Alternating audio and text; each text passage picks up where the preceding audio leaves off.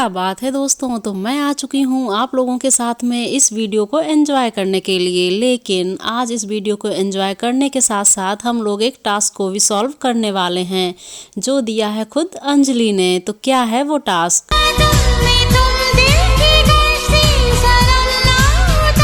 तो टास्क ये है कि अंजलि ने खुद कहा है कि आप लोग इस वीडियो से फाइंड कीजिए मेरी मिस्टेक को और कमेंट करके बता दीजिए।